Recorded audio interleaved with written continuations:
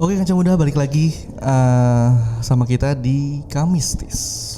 Part kedua dari tempat-tempat yang horor di Purwokerto. Oke, tadi di part pertama tadi kita udah ngobrolin beberapa lokasi ya, Tes ya.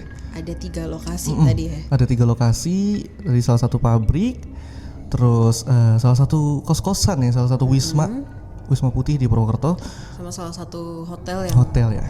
dengan kasus pembunuhannya itu. Oke. Terus untuk di part kedua ini kita juga bakalan ceritain 3 lokasi juga nih ya, yang bakal kita ceritain ke teman-teman yang mungkin beberapa dari kamu udah pada tahu juga tempatnya ya. Disclaimer di awal, kita nggak bakal ngejelasin secara detail atau bahkan secara gamblang ngejelasin nyebutin nama-nama lokasinya ya gitu, karena kita nggak mau juga itu takutnya malah mencoreng nama tempatnya ya. Kita cuman berniat untuk sharing aja, untuk mengingatkan kalian juga kalau ternyata kita nggak sendiri. Biar kamu tebak-tebak sendiri aja kira-kira tempatnya di mana. Biar takut sendiri. Kamu yang tahu-tahu aja lah kayak tempatnya. Oke. Tempat yang pertama ya, Tes, untuk yang keempat sorry yang keempat untuk sekarang, untuk sesi kali ini itu adalah salah satu curug gitu, salah satu curug dan telaga di Purwokerto. Ini pasti telaga ini ya, telaga ini agak mungkin banyak yang tahu karena ini menjadi salah satu judul dan salah satu ada di penggalan lirik musisi legendaris Indonesia yaitu Koes Plus ya, kamu cari tahu sendiri aja. Dan emang kabarnya si Koes Plus ini dapat inspirasi tempat itu di sini, tempat penulisan lagu gitu, liriknya itu diambil dari tempat ini gitu. Bahkan agak ada beberapa penggalan liriknya itu yang agak-agak merinding juga kalau denger gitu, dibawa-bawa wanita-wanita di liriknya, di lirik lagunya gitu. Karena ini wanita yang sebenarnya atau wanita apa nih?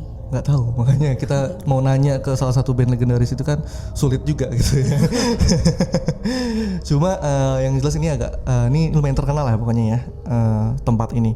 Nah kabarnya itu katanya sih, ini kita katanya ya, kalau kita ke telaga itu, ke tempat itu, kalau misalnya kita bersama pasangan gitu, karena kan kita kalau mau weekend jalan-jalan sama pasangan, sama temen gitu kan biasanya enak banget ya ke tempat-tempat kayak gini gitu. Nah kalau kita kesana sama pasangan sih, Tes, kabarnya kita bisa hubungan gitu jadi berantakan katanya. Kalau sama pasangan bisa rusak. Kalau kita ke tempat itu. Jadi kayak katanya sakral banget lah untuk sama pasangan ke tempat itu. Ditambah lagi kita emang harus jaga banget apa ya, tata bahasa gitu, sama perilaku juga di sana. Lebih tepatnya karena kalau misalnya kita ngomongnya agak sembrono mungkin itu kita bakal mengalami kesialan kalau misalnya habis dari sana. Dan kesialannya itu kabarnya itu bisa bahkan sampai membunuh orang gitu, sampai mengambil nyawa juga kabarnya kayak gitu. Karena cukup banyak juga cerita kalau kita di telaga itu ada yang kayak tenggelam atau habis dari situ mungkin pulang kecelakaan amit-amit gitu. Banyak. Kalau itu biasanya tuh banyak ada perilaku yang nggak disenengin. Iya. Sama penghuni sana gitu. Kita melakukan atau ngomong bahasa-bahasa yang kasar di sana gitu, Tes. Tesya diingat nih, Do. Dulu sebenarnya Tesya nggak percaya sama mitos itu ya, tapi setelah Tesya mengalaminya sendiri ke salah satu tempat itu sama pacar yang waktu itu sekarang sudah jadi mantan, tidak lama setelah itu banyak sering berantem sampai akhirnya kandas. Oh gitu. Itu jadi percaya tidak percaya sih ya sebenarnya ya. Awalnya juga Tesya nggak percaya, kayak udah dibilangin sama teman-teman, ntar kalau kamu kesini gini gitu, terus baca cerita gitu. Nggak percaya Tesya sama gitu, main aja ke sana, balik-balik seperti itu. Jadi buat kamu nih ya yang punya pasangan lain gitu, terus kamu pengen memutuskan pasangan kamu yang sekarang, bawa aja ke telaga. Kayak gitu jalan pintas. Konsepnya. Nggak gitu. Salah dua-duanya itu ya. Bawa aja biar putus gitu kan nggak mau putus ceweknya. Nah itu salah satu telaga, di nggak jauh dari tempat itu juga ada salah satu curug juga gitu. Purwokerto gitu ya, banyak bilang bukan negeri gitu. 1000 curug Iya, ya. tempat 1000 curug, daerah 1000 curug gitu ya. Banyak banget emang curug-curugnya gitu. Purwokerto terkenal banget. Nah, ada salah satu curug yang terkenal angker gitu. Ya nggak jauh beda sebenarnya sama Telaga tadi gitu ya. Ada katanya ada sosok-sosok wanita gitu. Terus ada sosok apa sih namanya? Sering kelihatan juga ada buaya. Ini ada hewan-hewan yang hewan mistis gitu lah gitu, kayak buaya putih gitu-gitu di Nyi curug Sudem tadi. ya. Nah, itu wanita itu namanya Nyi Sudem ya. Atau Dewi Intan. Nah, Nyi Sudem atau Dewi Intan itu katanya ini dikenal banget di salah satu curug tersebut nih Kak Muda. Jadi makanya bahkan sampai warga sana, masyarakat sana tuh ada acara adat sendiri juga untuk menghormati si Nyi Sudem tersebut sama atau ini ya tadi ya Dewi Intan Intan tadi. Jadi katanya tuh ada nama acaranya itu adalah Grebek Sura. Itu setiap tahun diadain di curug tersebut. Itu kabarnya kata warga sekitar, Grebek Sura itu adalah untuk menghormati Dewi Intan atau Nyi Sudem tersebut gitu. Jadi ya masyarakat sana juga menghargai dan mungkin menjadari gitu kalau hidup berdampingan benar. dengan alam lain gitu. Dan Grebek Suro ini kalau di Jawa sendiri emang banyak banget sih Dok. Oh iya. Budaya Grebek Suro ini nggak cuma ada di daerah Banyumas aja, tapi juga biasanya yang mengadakan Grebek Suro ini tuh tempat-tempat yang dulunya itu jadi daerah kuasaannya keraton. Oh gitu ya. Jadi sebenarnya Grebek Suro ini semacam budaya turunan dari zaman kerajaan yang masih keratonan kayak gitu. Makanya karena Banyumas sebagai salah satu daerah kekuasaan keraton juga, jadi ada juga yang namanya budaya Grebek Suro tersebut. Oh gitu. Jadi ternyata ada historisnya ya dari situ ya. Oh, itu untuk menghormati mungkin leluhur-leluhur juga leluhur gitu, juga. leluhur dari keraton tadi mungkin tepatnya. Oh, iya sih. Ya jadi sebenarnya kalau bisa ditarik kesimpulan dari dua tempat tadi ya, tes ya. Ada tadi tempat kayak contohnya nggak boleh ngomong kasar. Iya. Itu di luar itu kalian percaya atau tidak ya Kaca Muda. Di luar dari hal itu gitu, kita juga maksudnya ada nilai juga yang bisa kita ambil. Iya. Kalau kita ke tempat-tempat seperti itu, ke tempat-tempat baru juga ya, nggak harus ke tempat-tempat angker, nggak harus ke tempat-tempat mistis gitu ya. Kamu juga harus tetap jaga perilaku di situ. Iya benar, apalagi ke tempat baru gitu ya, nggak boleh asal. Nah mungkin salah satunya itu tempat ini ya, curug tadi dan telaga tadi itu dikaitkan ada unsur mistisnya itu ya mungkin untuk menambah efek jera juga mungkin, atau mungkin kalau emang itu benar gitu ya apa nggak ada salahnya juga kalau kita emang harus menjaga perilaku gitu ya. Terlepas itu benar atau salah gitu ya, kalau emang itu nggak itu salah ceritanya gitu, nggak ada unsur-unsur mistisnya, ya apa salahnya sih untuk menjaga sikap gitu. Iya. Untuk jaga perilaku mungkin kayak gitu. Biar sebenarnya kalau misal kamu nggak percaya, ambil sisi positifnya, ambil sisi yang masuk akal ya. Benar sekali gitu. Terus nih Dok, ada cerita lagi nih. Ini Ini dari salah satu tempat yang horor juga yang mungkin banyak orang juga yang tahu karena ini sempat masuk ke salah satu YouTuber terkenal dan sempat dibahas di situ. Oh iya. Ini cerita dari salah satu rumah sakit yang ada di Purwokerto. Oh iya tahu. Kayak pernah denger nih. Ini gimana nih? Jadi rumah sakit di Purwokerto kan itu banyak, tapi tahu deh pasti kalau misal cerita rumah sakit ini pasti tahu tempatnya di mana. Nah, ceritanya nih Dok, di rumah sakit ini itu ada kabarnya ada mayat hidup. Oh ya. Mayat hidup. Yap. Mayat hidup. Kenapa bisa mayat Jadi waktu itu ada satu mayat yang baru ditemuin di sore hari. Mayatnya ini emang tidak bisa diidentifikasi, nggak dikenalin ini siapa karena mayatnya itu ditemukan di kali tanpa pakaian yang lengkap, jadi cuma tinggal kayak celana pendek aja, nggak ada identitas lainnya. Oh gitu.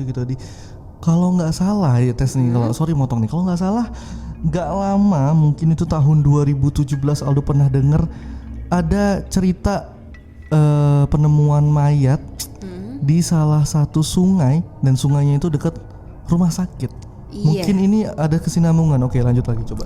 Nah jadi yang menemukan pertama kali itu polisi di situ kan. Sebenarnya warga, lalu warga itu lapor ke polisi dan akhirnya polisi nganterin lah ke rumah sakit tersebut.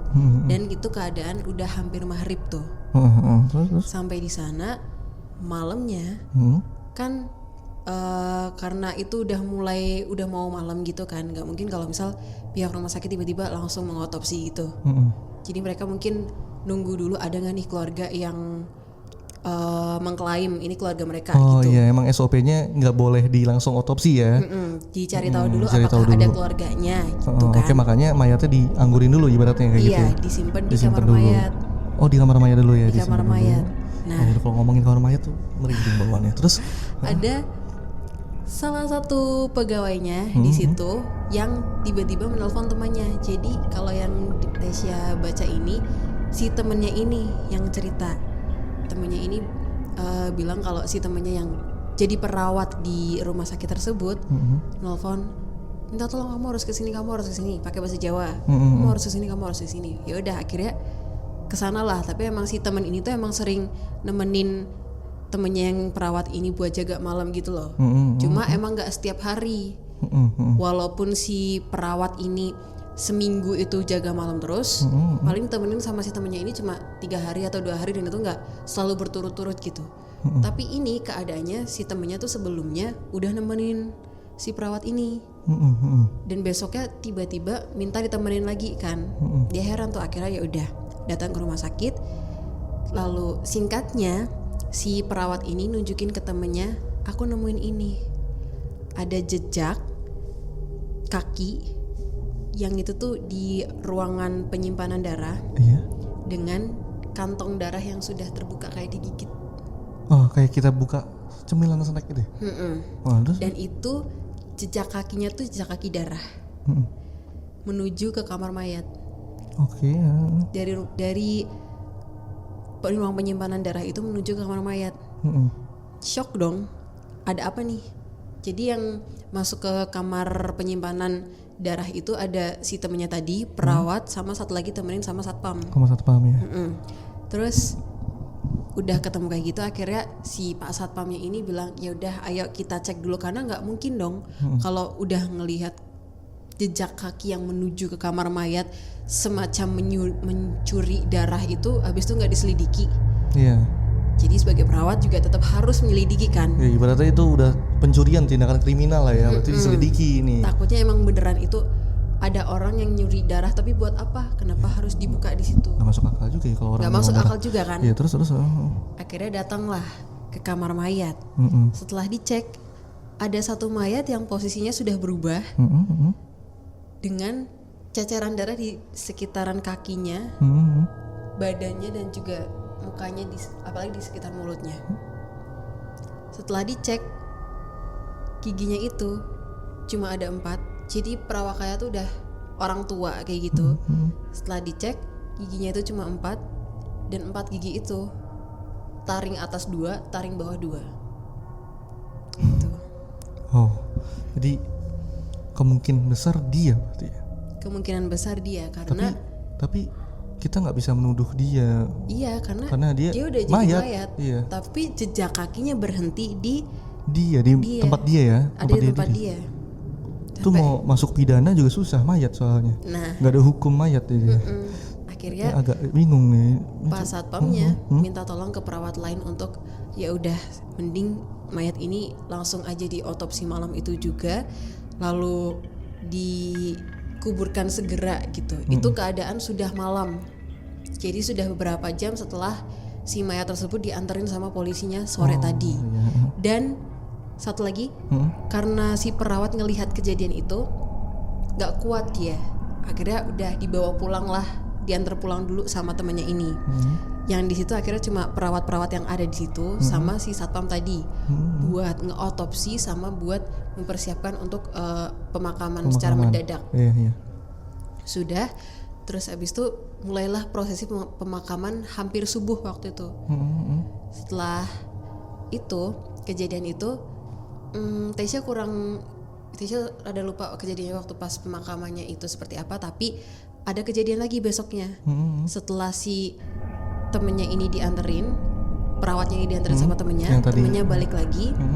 terus nanyain kemarin seperti apa, dan ternyata dia dapat SMS nih dari polisi nanyain ini temannya perawat kemarin yang ikut yang nemuin bapak ini yang saya anterin kayak gitu. Terus abis itu polisinya bilang kan kalau dia yang nganterin si mayat yang dianterin itu, yang ditemuin di kali itu.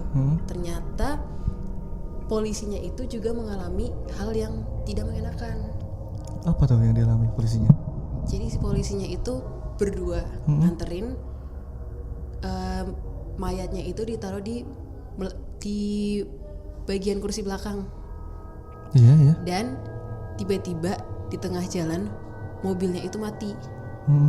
Lalu waktu mau dicek nggak apa-apa, mesinnya sehat, bannya juga nggak ada yang itu, tapi tiba-tiba mobilnya tuh goyang-goyang sendiri. Kan biasanya kalau mobil polisi ini kan ya antara kursi depan sama kursi belakang tuh ada sekat gitu kan. Sekat. Otomatis nggak bisa ngeliat dong yang mayatnya ini. Atau nggak biasanya mobil pick up gitu, biasanya kayak gitu. Bisa juga mobil pick up juga. Nah, mobil nih goyang-goyang nih. Tapi kenapa kan mobil goyang-goyang padahal si temennya yang keluar, polisinya yang keluar sama polisi yang di dalam juga diem aja, nggak ada jail-jail apa. Setelah dicek, dibuka yang pintu mayatnya, ternyata mayatnya yang goyang-goyang. Mayatnya yang goyang? Mayatnya yang goyang-goyang. Tapi kondisi dia udah meninggal ya di waktu diangkut polisi? Kondisi udah meninggal, tapi goyang-goyang. Kenapa itu? Kok bisa ada? Mungkin ada energi sesuatu. Nah, mungkin.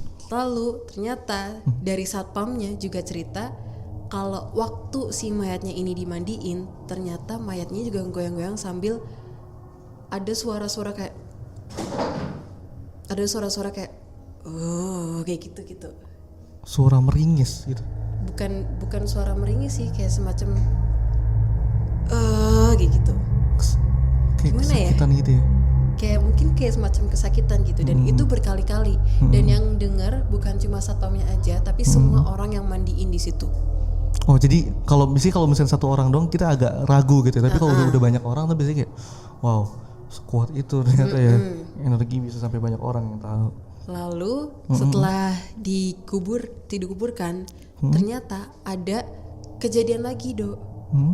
Ada kejadian ditemukan mayat lagi. Mayatnya ini mayat mungkin gelandangan atau pemulung kayak gitu, cowok juga, di bawah pohon besar di dekat rumah sakit tersebut.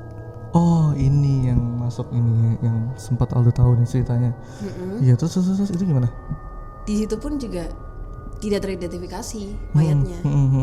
Dan setelah itu si temennya tadi, balik lagi ke temennya tadi ya, teman perawat itu tadi, penasaran dong, si mayat ini dikuburin di mana sih? Akhirnya datanglah dia ke kuburan tersebut.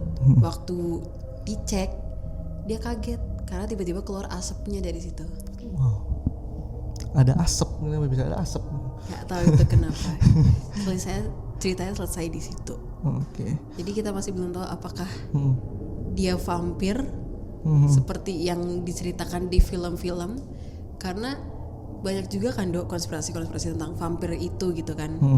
Kayak nih ada mungkin sedikit bridging ya sebelum kita lanjut ke cerita selanjutnya. Tadi kan kita janji bakal lanjutin 3 cerita ya. Sedikit bridging ini mungkin kayak contohnya tadi nih vampir gitu ya. Aldo percaya itu gitu. Ini setelah Aldo melewati banyak proses gitu. Banyak hal gitu. Tadinya dulu tuh skeptis sama hal-hal kayak gini. Tapi setelah mengalami banyak hal, sedikit kayak mempercayai itu gini. Kalau menurut kitab Aldo sendiri ya sebagai orang Muslim, Al-Quran itu dijelaskan juga kalau adanya jin ya. Iya. Adanya kaum jin. Aldo percaya kalau kenapa bisa kita suka orang-orang yang skeptis suka mikir kayak kenapa kok hantu di sini berbeda dengan hantu di luar negeri gitu. Iya. Kayak salah contohnya tadi mungkin vampir itu budayanya di luar banget kan, itu di luar banget. Nah, itu menurut Aldo gini ya. Aldo pernah diajarin juga di kuliah gitu kalau budaya itu bahkan lebih dahulu muncul dibanding agama gitu. Iya benar. Jadi itu mungkin adalah faktor budaya, dan jadi kayak itu ada budaya-budaya kayak yang diciptain sama masyarakat kita. Contohnya misalkan ada ini jenis hantu jenis ini, makhluk jenis ini gitu. Itu mungkin awalnya digunakan untuk kayak memberikan efek jerah. Kayak contohnya misalkan di tempat ini nggak boleh ngomong kotor karena nanti bakal nongol ini makhluk ini wujudnya seperti ini gitu. Kita yang menciptakan seperti itu. Nah mungkin ini jin-jin ini makhluk-makhluk ini menyerupai dia agar kita jadi takut kepada itu, kepada makhluk itu. Jadi kita tuh bukan takutnya kepada Tuhan tapi takut kepada jin. Takut kepada hantu. Ternyata hantu itu ada. Ternyata itu adalah jin mungkin jin kafir gitu ya. Kalau dalam agama Islam jin kafir yang nyerupai itu untuk bikin manusia tuh jadi kayak takut gitu. Mungkin seperti itu, takutnya terhadap hantu, bukan takut terhadap Tuhan. Mungkin itu ya bridging. Jadi kayak contoh kayak tadi vampir itu mungkin ya bisa jadi ada beberapa masyarakat yang mempercayai gitu kan ada makhluk penghisap darah. Jadi mungkin ya terwujudlah itu mungkin gitu. Ya berbagai macam ini banyak lah ya cerita-cerita tentang hal-hal seperti itu. Mungkin kita lanjut lagi kali Tas ya ke cerita terakhir. Sama yang terakhir ini Batu Raden bukan ya? Pasti banyak banget yang tahu sih dan mungkin pendaki nih yang ngalamin. Oh ya, nih kayaknya sudah pasti Gunung Slamet. Kita mau ngamarin namanya Gunung Slamet nggak mungkin. Gunung cuma satu. Salah satu gunung di Purwokerto nggak ada. Gunung cuma satu, Gunung Slamet ya. Jadi di Gunung Slamet ini Dok, banyak banget Dok dari cita-cita pendaki yang udah pernah ngelewatin pendakian Gunung Slamet gitu. Salah satunya cerita yang cukup terkenal tuh paling soal pasar goib. Pasar goib ya, ini kayaknya di setiap gunung itu banyak banget kayak gini-gini ya. Nggak cuma Gunung Slamet, mungkin di Gunung Merapi lu pernah dengar juga pasar bubrah apa pasar goib ini. Iya.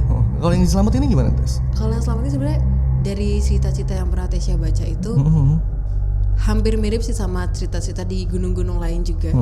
Ada pendaki yang ngelihat wah ada pasar di situ, tapi rame itu keadaan gitu ya, banyak kayak ada aktivitas gitu ya. Iya, kayak ada aktivitas tapi itu keadaan di tengah hutan.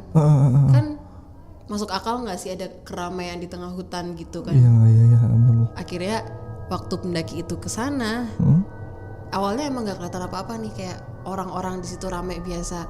Tapi setelah dia ngelihat yang sebenarnya, ternyata di situ ada yang bilang waktu itu ada yang ngelihat jualannya itu organ manusia.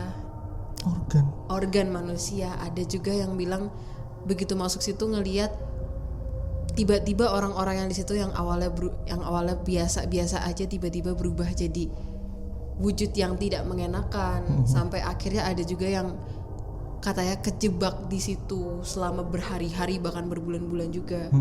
Ada banyak banget cita-cita kayak gitu, dan ada yang kemarin tuh sempat viral juga di Twitter. Ini waktu dia itu ke Gunung Slamet. Jadi kabarnya di pos Samarantu. Ya, ini terkenal banget pos. Ini terkenal banget. Via Brambangan, nama posnya itu kalau nggak salah pos 3 apa 2 ya. Pos Samarantu apa nggak salah.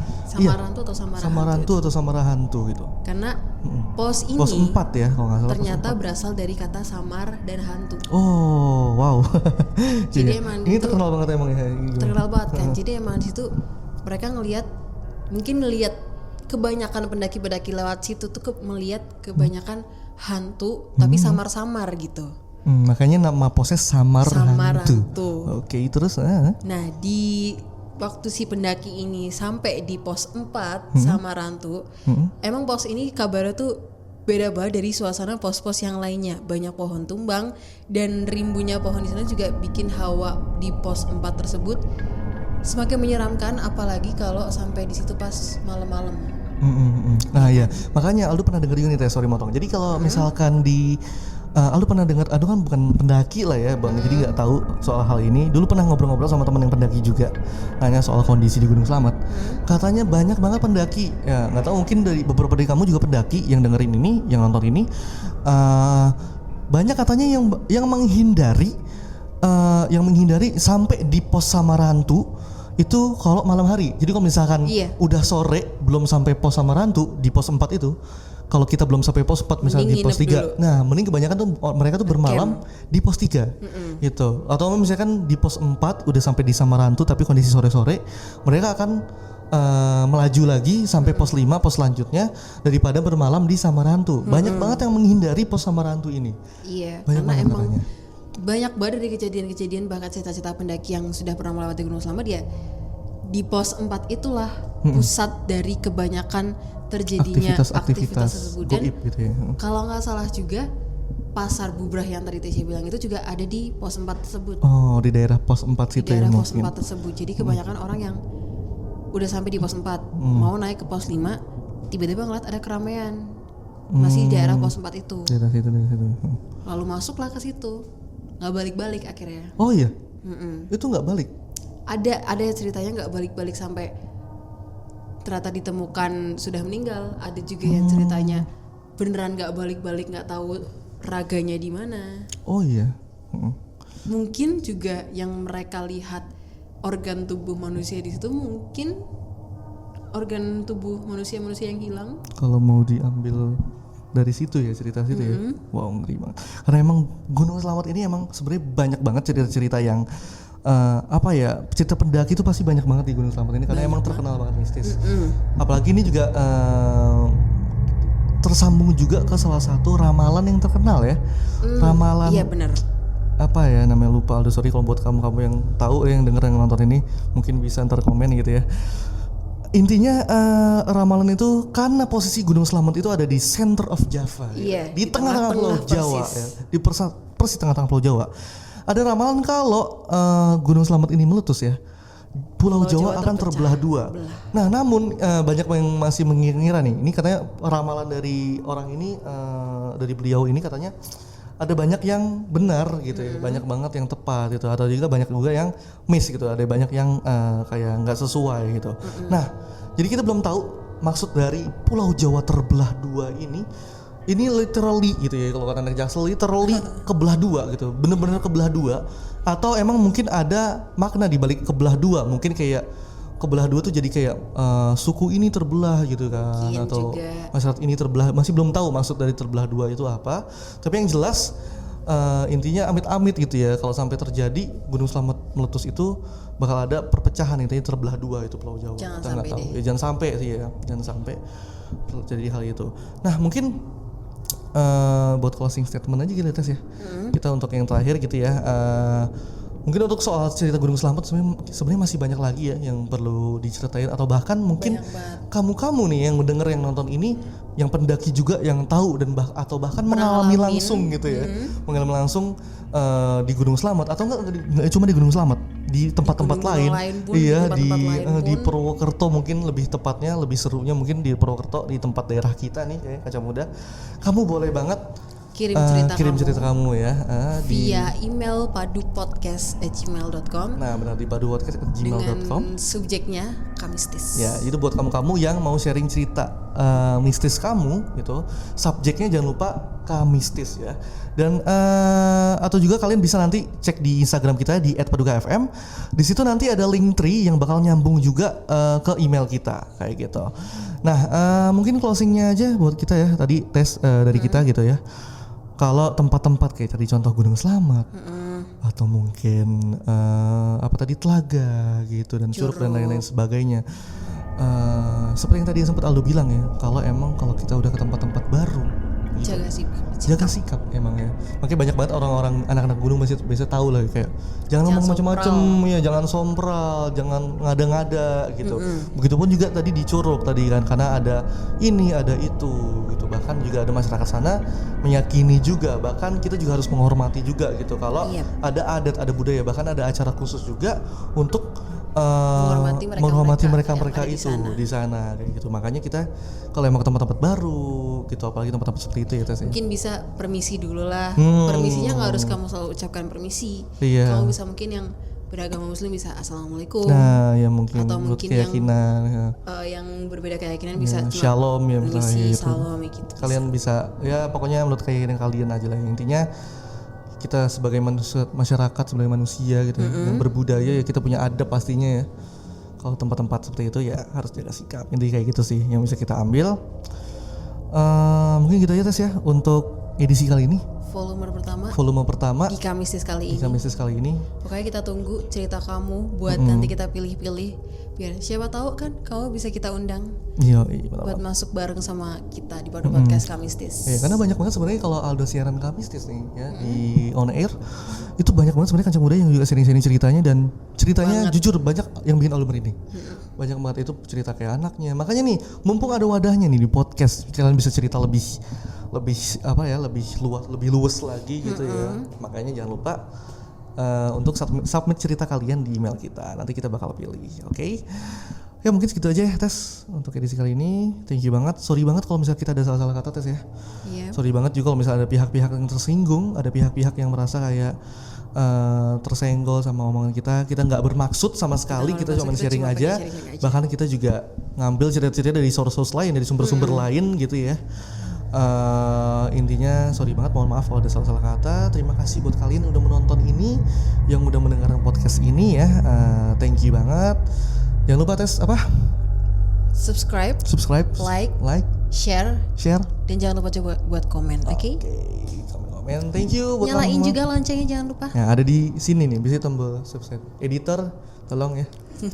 Yang edit kasihan gitu. Subscribe, lonceng sini. Ya. Share di sini ya, oke? Komen ada di bawah situ. Jangan lupa. Anyway, biar nggak beda jauh sama style siaran kita tetap pakai gaya siaran kita ya. Tasya sekalian pamit landing. Oke, Aldo Karafel pamit landing. Bye. Bye. Assalamualaikum warahmatullahi wabarakatuh. Waalaikumsalam warahmatullahi wabarakatuh.